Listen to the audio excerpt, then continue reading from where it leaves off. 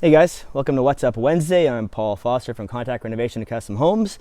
To give you a bit of a tour of what we're working on this week on one of our sites. So here we are doing some new retaining walls and custom stairs to the front entry of this home here. And I want to show you a bit about what we've run into here. So we have called a bit of one call. We've had a secondary locate done. Everything looked like it was supposed to be clear in our dig site.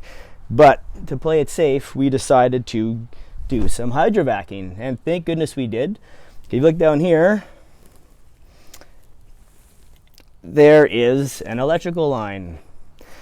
And we look into one of our pile holes. There is a sewer line, there's coaxial cable, and that is all within our dig site. So if you're going to excavate, these piles are 12 feet deep, and we have 9 of them. So play it safe, hydrovac, because this could have turned into quite the crisis had we not gone the safe route here. So anyhow, there you go. Fun times doing groundwork.